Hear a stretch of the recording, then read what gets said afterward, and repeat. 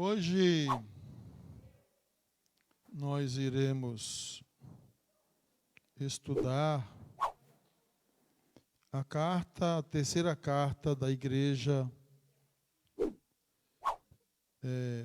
as igrejas da Ásia, a igreja de Pérgamo. E como sempre, Jesus não mandou escrever o que escreveu e nem se identificou como se identificou e nem prometeu uma pedrinha branca e um maná escondido aos vencedores, por acaso. Tudo tem uma razão de ser. Tudo tem um porquê. Quando a gente lê que Jesus diz que a igreja está onde está o trono de Satanás, não é dentro da igreja, é a cidade que tinha algumas similaridades com a carta que se escreve, onde Satanás habita. Tudo isso tem um contexto histórico que nós precisamos entender. Porque às vezes os irmãos lêem a carta e falam: nossa, a igreja está onde está o trono de Satanás, né? E alguns são tentados a pregar esse negócio e exortar os irmãos, e exortar a igreja, e os menos avisados começa a dar glória a Jesus e fala até língua estranha. Por pura ignorância de conhecer os fatos. E essas cartas elas vão nos ensinar justamente algumas situações, porque Jesus diz que lá está o trono de Satanás e porque é o lugar onde Satanás habita. E porque lá tem a doutrina de Balaão, e porque lá tem a doutrina dos nicolaítas. Jesus nunca diz nada por dizer. Tudo ele diz com uma razão de ser. Tudo ele fala com uma razão de ser. Então, a igreja de Pérgamo, ela ficava no mesmo raio das igrejas, das 7 igrejas, num raio de 60 quilômetros, você já está careca de saber, e de uma das outras. E como a igreja de Éfeso, como a igreja de Filadélfia, não, a igreja de Esmirna, Pérgamo também foi uma igreja fundada. Possivelmente, eu defendo esta tese, fundada pelo apóstolo Paulo na sua terceira viagem missionária.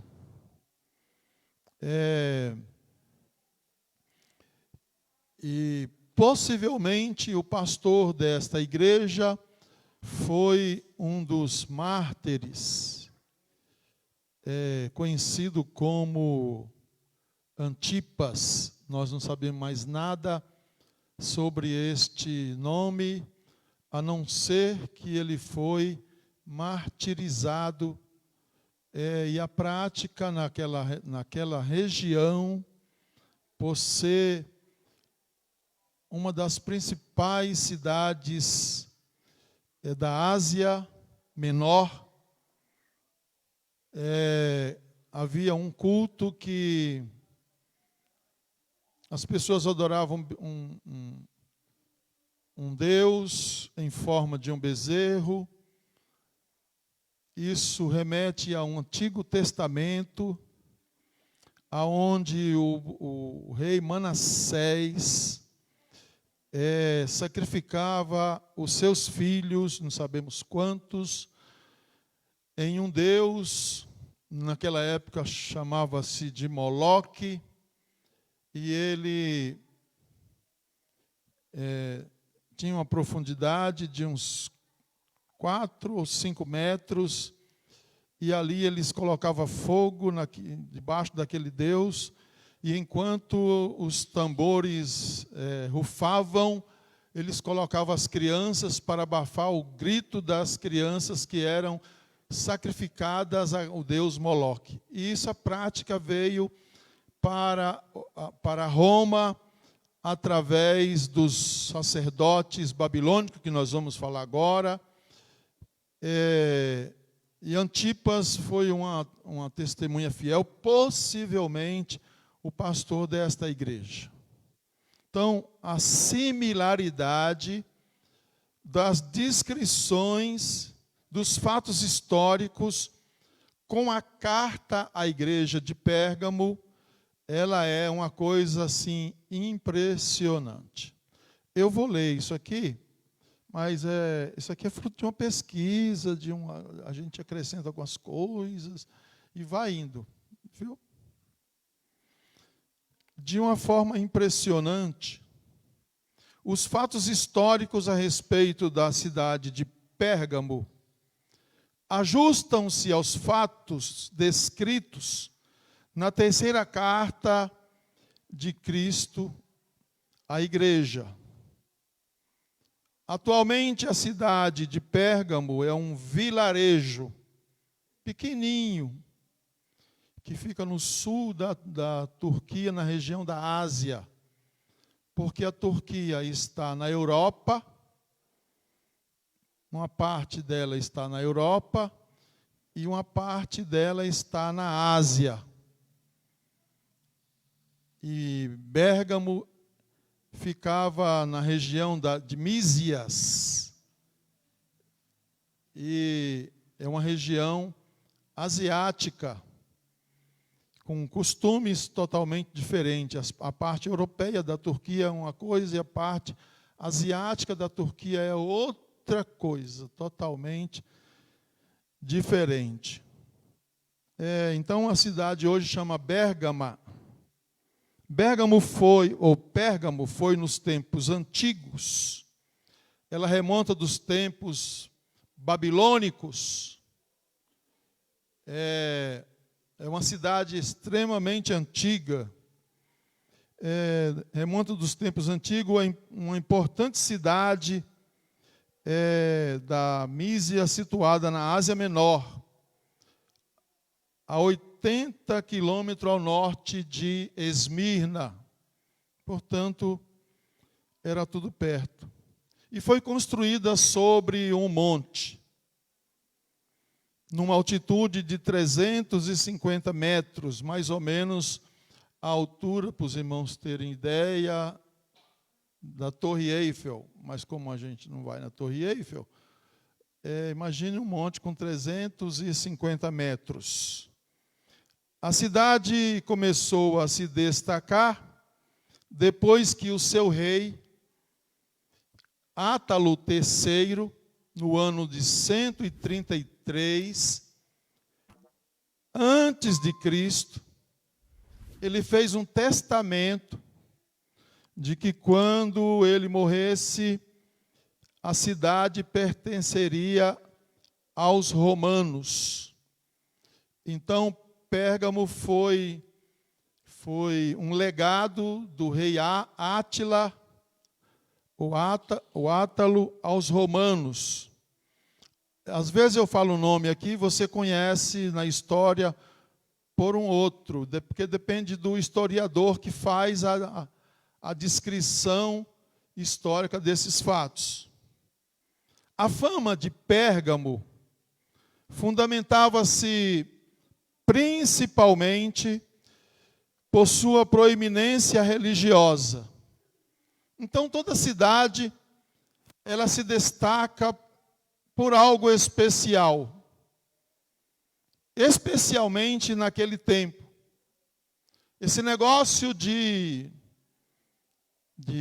caravanas religiosas, isso não é novo, isso é antigo, muito antigo. E Pérgamo era uma das cidades onde recebia os seus peregrinos, por ser uma cidade muito divulgada, porque não ficava longe das outras cidades da Ásia, e era considerada a terceira cidade mais importante do Império Romano, ela se destacava por sua forma religiosa. E é aí que nós vamos encontrar a justificativa na carta que Jesus mandou escrever para a igreja. Quando os persas, olha a antiguidade da cidade, quando os persas conquistaram os babilônios, lembra dessa história? Vocês lembram disso, né? Não lembra disso? Os persas, com Beltesazar, que leu aquela escritura, Merimene Tekel Farsim, naquela noite o Império Persa já estava fazendo um trabalho de engenharia para desviar do centro da cidade um rio que dava entrada para a Babilônia, para a cidadela da Babilônia. E o exército persa entra em Babilônia justamente por este rio. E ele conquista o Império Babilônico. Uma coisa que eu quero destacar aqui é que o culto, os cultos idólatras, eles vão variando de nomes de deuses. Por exemplo, no tempo dos hititas, que remonta do tempo de Moisés, muito antes de Moisés, ele tinha algumas imagens. Essas imagens passou para os habitantes de Babel. Essas imagens foram passando com outros nomes para os impérios egípcios, para os impérios que se sucederam ao longo da história. As imagens eram sempre as mesmas.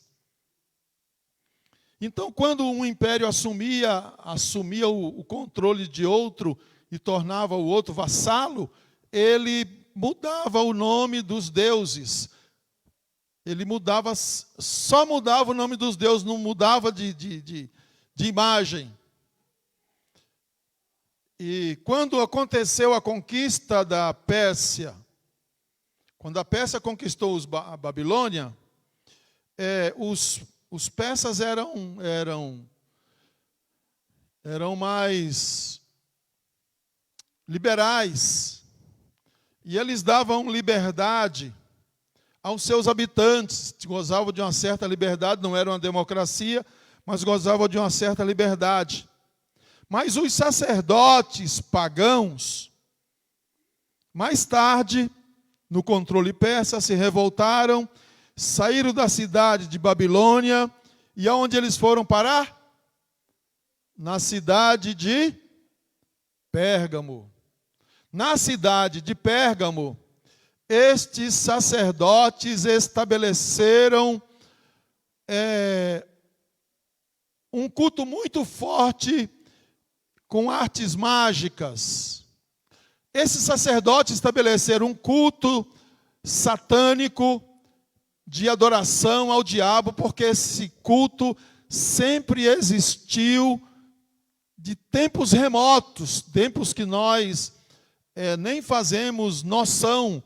O diabo sempre teve seguidores e sacerdotes que o adoravam em um culto com muitas variações. Então, esses sacerdotes vieram para Pérgamo e estabeleceram ali o seu quartel-general. Vocês estão entendendo porque Jesus diz que é o lugar onde Satanás habita? Mas ainda não é toda a informação.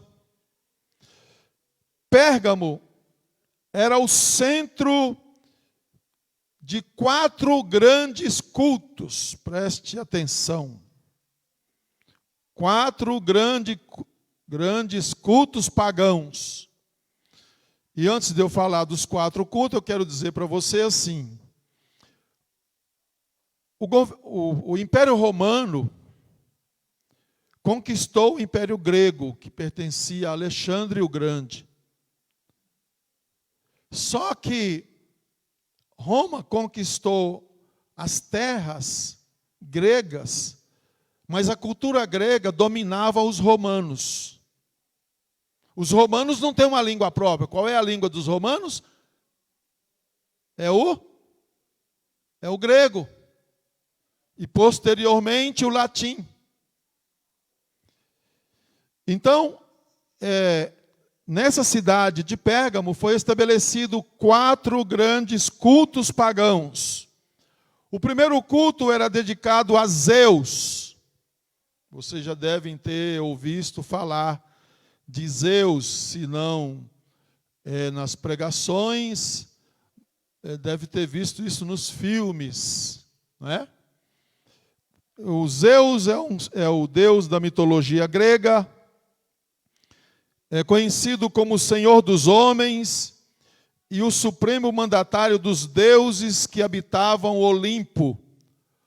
Olimpo era onde se reuniam os deuses que governavam a terra segundo a mitologia grega. O segundo culto era dedicado a Atenas. Atenas é uma deusa grega conhecida como Minerva. Se eu não estou equivocado, você pode ver a figura de Minerva relacionado com a justiça. Você sabe aquela estátua que tem a venda nos olhos e uma balança na mão? Você acha que foi feito pelo Oscar Niemeyer? Não foi feito pelo Niemeyer, isso aí. Então, a Atenas era uma deusa grega, conhecida como Minerva, é a divindade da sabedoria, da inteligência, do senso de justiça e das artes. Minerva era filha de Zeus. O terceiro culto era dedicado a Dionísio, o deus grego do vinho e das festas, e um dos mais importantes da mitologia grega. Como aquele povo não vivia sem uma festa na semana, sem uma boa quantidade de vinho, todas as festas eram regadas com abundante vinho. E esse Dionísio, na mitologia, ele é o deus do vinho, o deus que fazia prosperar quem trabalhava com nesta área. E depois nós temos o quarto culto, que era famoso em Pérgamo, era o culto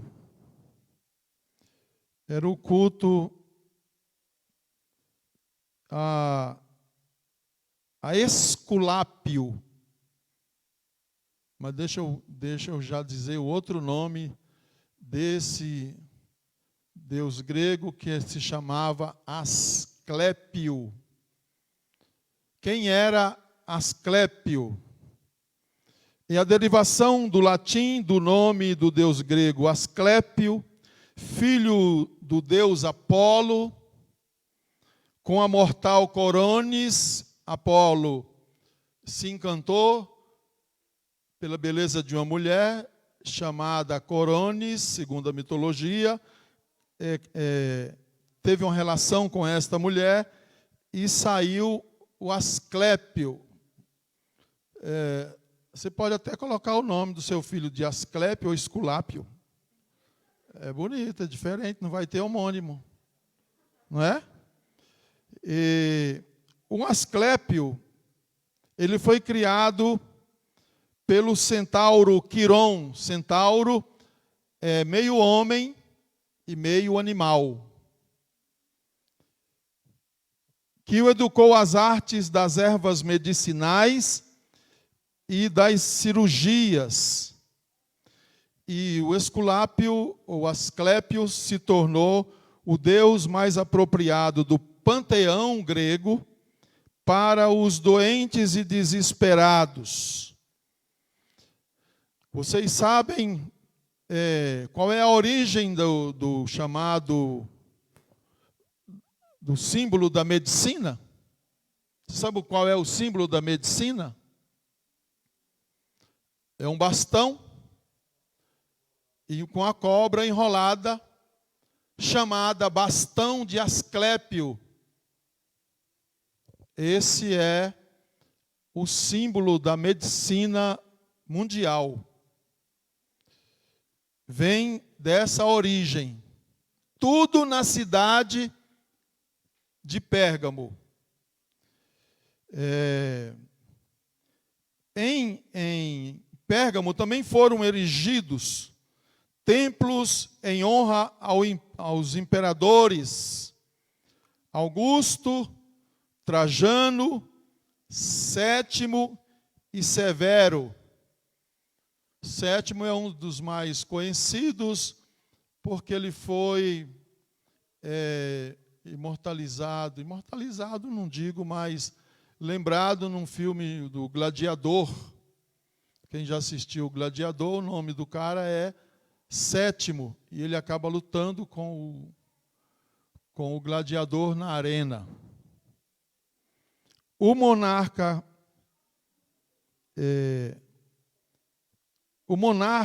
governante se tornou o líder do sistema. Seu título, Pontífice Máximo, tem significado de um máximo construtor de pontes. Nisto vemos a semelhança com a construção da Torre de Babel, cujo propósito era unir todos os povos e estabelecer uma ponte entre o céu e a terra. A falsa religião estabelecida em Pérgamo tinha as mesmas pretensões. Isso ainda não mudou. O diabo só mudou as estratégias de projetos. O projeto é o mesmo, mas ele usa de tempos em tempos as culturas, os governantes, com a ideia de unir todos os povos em torno de um só governante, todas as religiões em torno de um só líder, e assim sucessivamente. Então, essas aqui algumas informações. Quando Átila III transferiu seu reino aos romanos, todo o culto pagão foi consequentemente transferido para Roma, que desde então passou a ser o centro deste falso sistema de culto. Pérgamo tornou-se assim um elo entre a antiga Babilônia e a moderna Roma. A carta à igreja de Pérgamo, ou a igreja de Pérgamo, representa a igreja do período imperial, que vai do ano 313, quando aconteceu o Édito de Milão, ao ano 590 depois de Cristo, com a união da igreja-estado. O terceiro período do cristianismo, quando o Império Romano estabelece um papa para liderar todas as igrejas. Antes disso, cada um se virava. Eu disse no começo do estudo, lá na carta a Éfeso, que uma coisa que nós deveríamos observar nas igrejas do primeiro século, na igreja primitiva, na igreja que tem até o hino, eu queria ver, né? Os irmãos na arena. Daquele tempo, a igreja daquele tempo, ela não tinha. As igrejas eram independentes.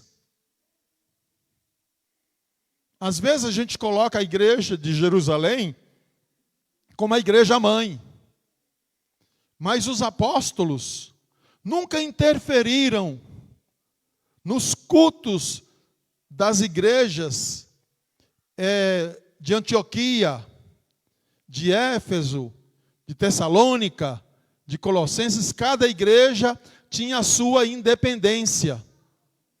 Esse sistema de agregar as igrejas sob uma organização, esse sistema ele tem origem em Constantino, que se dizia crente. Vamos ler aqui primeiro, que é melhor, porque eu fico dando as informações aqui da minha cabeça e deixo os negócios aqui. Depois eu vou para cá e não dá certo, né? Todas as informações históricas sobre Éfeso são muito significativas e elas nos dão os indícios necessários das razões de Pérgamo ter sido escolhida para representar simbolicamente a terceira fase vivida pelo povo de Deus. Isso não foi só no ano 313 a 590. Isso está acontecendo exatamente hoje. Exatamente nos tempos que nós estamos vivendo. Da união, da aceitação da igreja-estado. Nós vamos ver isso agora nas próximas eleições. Como nós estamos, nós que eu digo, os cristãos no Brasil, de um modo geral, parece que estão comprometidos. Se vendem igreja como se vendem gados de porteira fechada. Se negocia. Isso não é novo. A mesma reprimenda, o mesmo pedido de arrependimento que Jesus faz à igreja de Pérgamo, ele faz à igreja hoje. Porque existe uma filosofia que foi assimilada pela igreja na sua união com o Estado. E nós até damos glórias a Deus quando alguém, irmão, nós vamos orar pelos nossos governantes, porque é eles que fazem as leis, é eles que nos dão liberdade religiosa. E o que dizer da igreja, das cartas que foram dirigidas às igrejas que não tinham liberdade religiosa nenhuma, e Jesus não diz que vai libertar nenhum desses crentes das mãos do Estado romano, um Estado idólatra, um Estado ímpio, com governantes diabólicos. Alguns, eles já morreram mesmo, vamos falar. Alguns imperadores eram a personificação do diabo. Como acontece com alguns governantes hoje. Se nós tivéssemos acesso às verdadeiras notícias que nós deveríamos saber, nós ficaríamos preocupados, aterrados. Talvez nós orássemos dia e noite. Nunca foi boa esta aproximação. Nunca foi bom este casamento, igreja e Estado. Porque no tempo dessas igrejas que Jesus mandou as cartas, quem mandava na igreja era Jesus. Quem era o dono da igreja era Jesus. Quem dizia eu conheço as tuas obras era Jesus. Quem dizia para as igrejas, todas elas, e ao vencedor, e ao vencedor, e ao vencedor, e ao vencedor, e ao vencedor, era Jesus. O que mudou hoje na igreja? Quem é o dono da igreja hoje? A igreja se institucionalizou. Nós estamos tendo até um problema, que eu vou passar para vocês no domingo, mas já vou adiantar agora. Que se fosse antigamente, a gente ia buscar essa solução em oração. Nós pedimos isenção dos IPTUs das nossas igrejas uns 2 ou 3 anos seguidos. No governo do bondoso prefeito da cidade. O outro era corrupto, mas dava isenção. Esse negou tudo que é de direito das igrejas. Pedimos isenção, foram indeferidas. E nós ficamos enrolando para ver o que a gente ia fazer. E agora, nós fomos fazer um levantamento, porque nós temos que andar em ordem com as autoridades constituídas, com os impostos, com tudo. E ficamos assustados com o valor. Aí fomos buscar orientação para ver como resolver esse problema. E uma das vias de solução desse problema é nós fazermos um abaixo-assinado de pelo menos 2.000 assinaturas. Nós não temos 2.000 membros. Mas nós vamos pegar a assinatura do vizinho, vamos pegar a assinatura do irmão da outra igreja, nós vamos pegar a assinatura dos mormons, vamos pegar a assinatura do centro, vamos pegar a assinatura do Testemunho de Jeová, vamos pegar a assinatura de quem quiser assinar. Para chegar lá com os nossos governantes, que nós já marcamos uma agenda com eles, estamos marcando uma agenda, estamos esperando marcar o dia, para a gente levar estas assinaturas, porque 2.000 assinaturas representa 1% da cidade. E político só se move quando tem o povo envolvido no meio, quando tem um abaixo-assinado, para ver se a gente consegue reverter esta situação. Esse é uma das formas de nós resolvermos este problema. Então, domingo, eu vou especificar melhor isto e vou passar algumas folhas de abaixo-assinado para todos os dirigentes de congregação, para os líderes, para quem quiser nos ajudar a nós conseguirmos essas assinaturas, que são em número de 2.000. Sábado, no culto geral, para ver se nós resolvemos o problema do IPTU. Caso a gente não consiga resolver por esta via, aí nós temos que entrar com uma ação cautelar, dizendo que a igreja ela está amparada, protegida, isenta de imposto municipal, como o IPTU.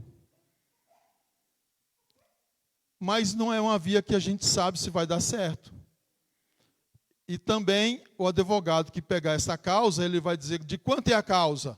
Se for de 20.000, ele vai cobrar 30%, 40%. Se nós ganharmos, nós resolvemos o problema.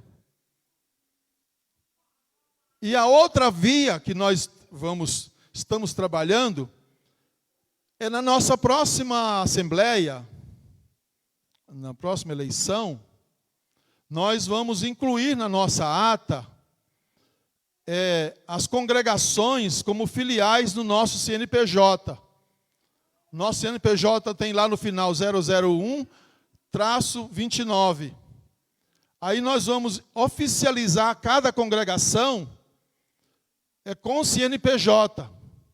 Exemplo, 001 lá para o Vergane, 30, lá para o Santa Luzia, 31. Então, cada igreja, quando quiser fazer alguma coisa, ela até vai usar o seu CNPJ. E vamos preencher os formulários de novo de isenção, para ver se a gente consegue. Segundo as orientações que eu tive, é uma via que tem possibilidade. Mas vamos voltar aqui para o nosso estudo. Eu estava dizendo que todas as informações históricas sobre Pérgamo são significativas e elas nos dão indícios necessários das razões de Pérgamo ter sido escolhida para representar simbolicamente a terceira fase vivida pelo povo de Deus. Foi um período de grandes mudanças no campo espiritual, Quando Constantino tornou-se o imperador romano, um dos seus primeiros atos foi se juntar ao seu co-imperador, o Licínio, na publicação do Édito de Milão, que aconteceu em fevereiro de 313. Constantino estava envolvido numa guerra e aparentemente não tinha como vencer, porque o seu exército estava dividido entre pagãos e cristãos. Então Constantino, usando de artimanha, diz que ele teve um sonho, e nesse sonho via descer tipo de uma cruz, que eu vou explicar, e ele recebe orientação, e ele vence esta guerra. E quando ele vence esta guerra, os cristãos estavam sendo massacrados, estavam sendo mortos, estavam sendo martirizados em todo o Império Romano. E o que é que acontece? A gente diz que Constantino deu um presente de grego para a igreja.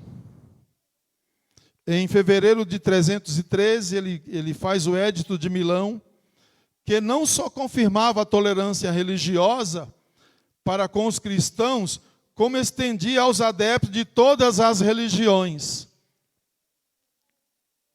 Estava formado um poder político-religioso de grandes proporções, com a finalidade de assegurar paz religiosa em todas as províncias romanas. Esta mútua transigência entre o paganismo e a fé cristã resultou no desenvolvimento de um gigantesco sistema de religião falsa, uma obra-prima do poder de Satanás. Porque agora os perseguidos são os perseguidores. Todo mundo que queria se dar bem, que antes perseguia os cristãos, eles vêm para a igreja. E no Édito de Constantino ele dizia assim: você vem do jeito que você está. Se você é adorador de Dionísio, você vem como adorador de Dionísio. Se você vem como adorador de Atenas, você vem como adorador de Atenas. Se você vem como adorador do imperador, você vem do jeito que você está. Aí chegou, misturou tudo isto e colocou uma autoridade pagã para liderar toda a igreja. E aí nós estamos na situação que nós nos encontramos. Isso é coisa do cão.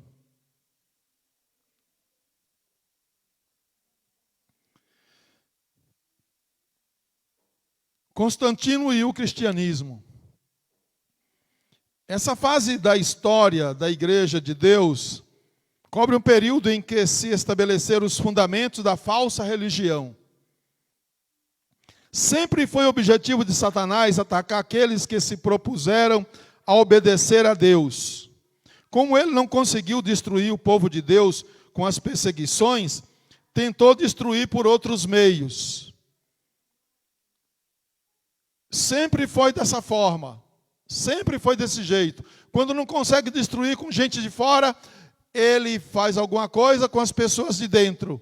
Sempre tem alguém disposto a dar ouvido ao diabo para enfraquecer a igreja e escandalizar alguns. Sempre. Isso não é novo. Ao tornar-se imperador romano, Constantino conseguiu alterar o curso da história. Mesmo dizendo-se ter convertido ao cristianismo, ele conservou o título de pontífice máximo do paganismo, ou sumo sacerdote da religião-estado. Ele atribuiu a sua vitória ao Deus Sol Invictus.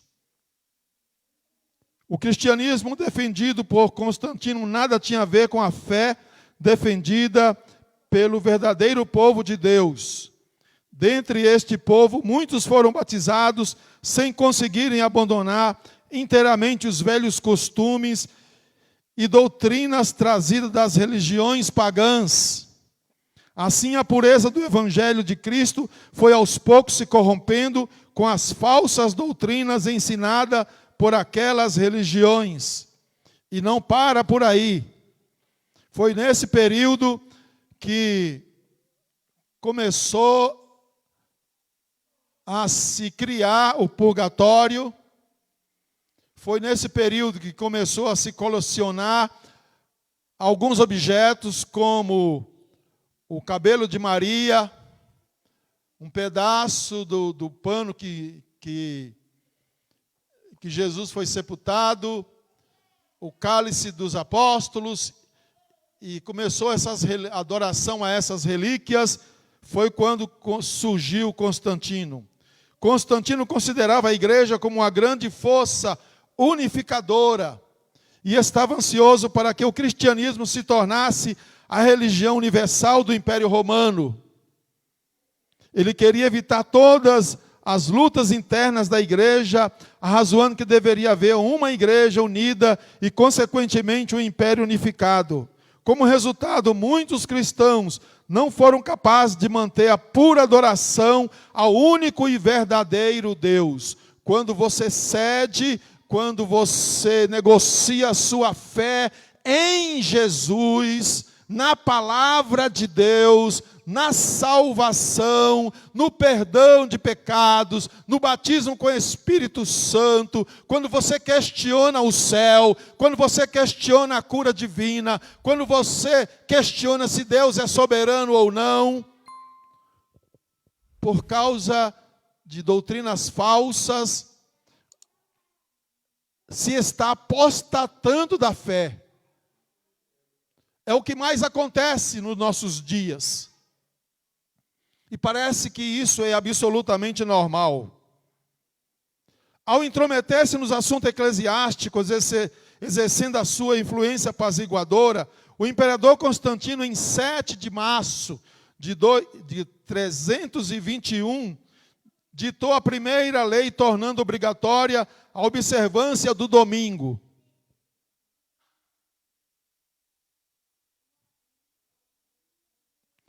Dia em que os pagãos prestavam culto ao Deus Sol.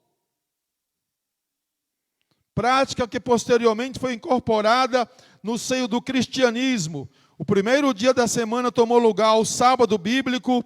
A lei determinava o seguinte: todos os juízes, pessoas da cidade, artesãos, devem descansar no dia venerável ao sol. Mas as pessoas do campo podem, sem objeção, dedicar-se à agricultura, pois muitas vezes acontece ser este o dia mais favorável para semear cereais ou plantar vinhas. Depois de Jesus, O Triunfo do Cristianismo é um livro que narra esta lei. Foi também durante o reinado de Constantino que a doutrina da Trindade foi pela primeira vez discutida em uma assembleia no ano de 318 com bispos durante o concílio de Nicéia em 325. Tem até um livro, tem até um credo chamado Credo de Nicéia, que foi as decisões tomadas nesse concílio. Talvez, historicamente, um dos mais importantes na história da igreja institucionalizada. Nessa assembleia foram tomadas decisões importantes, porém contrárias aos ensinamentos de Cristo e aos seus apóstolos.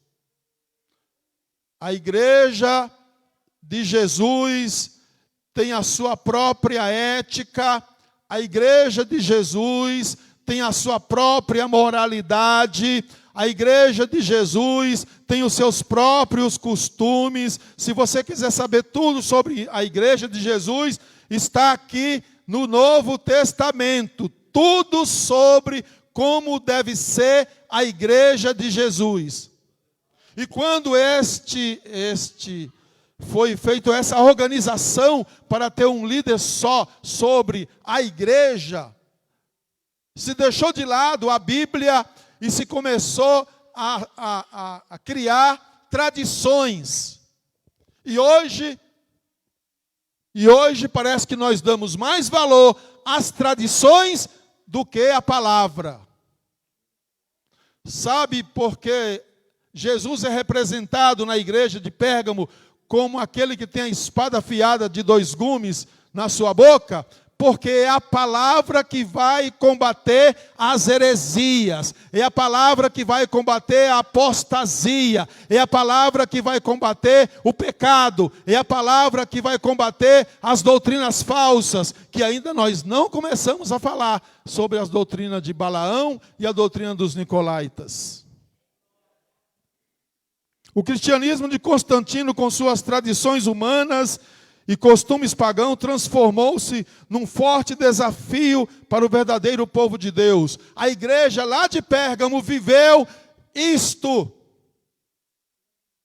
Mas Jesus diz assim: vocês resistiram, mas aí entre vocês, tem pessoas que seguem a doutrina de Balaão, entre vocês tem pessoas que seguem a doutrina dos nicolaítas. A doutrina dos nicolaítas é uma doutrina que possivelmente se deriva do gnosticismo, combatido lá no livro de Colossenses, combatido no livro de Apocalipse, combatido nas epístolas de João, e ninguém fez mais mal à igreja do que a doutrina dos gnósticos. Gnóstico quer dizer iluminados. Ela se infiltrava na igreja como sendo verdade. Sabe quando você pega um versículo bíblico e você interpreta como Bíblia e como doutrina falsa? E quem não tem conhecimento aceita como verdade? O gnosticismo fazia isso. Chegava na igreja e dizia: não, Jesus não veio em carne. Jesus, ele era um fantasma. Jesus era um docético.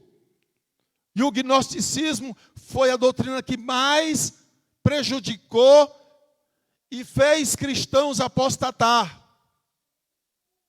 Porque o povo gosta de novidades. Quantas vezes nós nos envolvemos com as novidades que surgiram? Agora parece que deu uma parada, a estratégia do diabo deve ter mudado. Agora vamos falar sobre prosperidade. Não, agora quem é espiritual é quem cai. É quem dorme o sono, quem cai no sono espiritual. Aí ele acorda, ele nem melhorou e nem piorou. Acho que piorou. Porque coloca a mão, ele cai. O que aconteceu, irmão? Você foi para o céu, foi para o inferno, foi para o purgatório, foi para onde?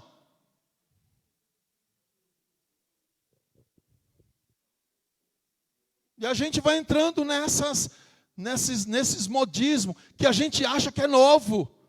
Mas isto já era fruto de uma doutrina gnóstica, que nasceu lá no começo, lá no 1º século. E que as cartas às igrejas estão cheias de informações sobre estas pessoas, falsos mestres. O que mais os escritores do Novo Testamento combateram, os apóstolos combateram, foram os falsos mestres.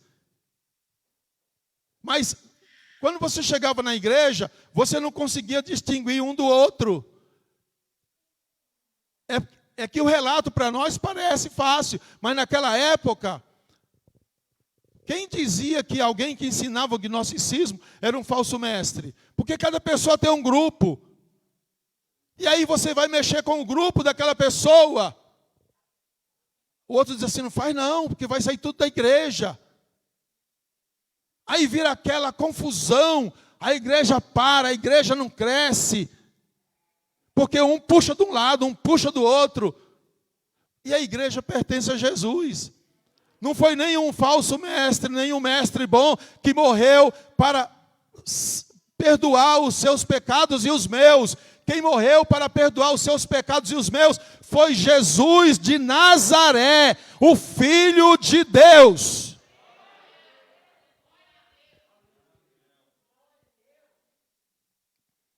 Agora nós vamos analisar a carta da igreja com esses fatos que eu acabei de ler. Mas isso não vai ser possível hoje, porque senão nós vamos ficar pela metade. Nós vamos iniciar aqui um outro assunto, quer dizer, o mesmo assunto relacionado com a carta propriamente dita, e nós queremos deixar tudo explicadinho para os irmãos, viu? Para ninguém sair daqui confuso. E se você tiver alguma dúvida sobre o que nós falamos, você só levantar o bracinho e dizer: pastor, eu fiquei com dúvida nisso. Mas não vai fazer pergunta para me pegar, porque eu vou saber.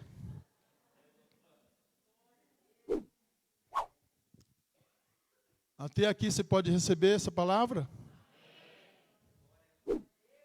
Então, na próxima semana, se Deus nos permitir, nós vamos continuar sobre a carta à igreja a Pérgamo.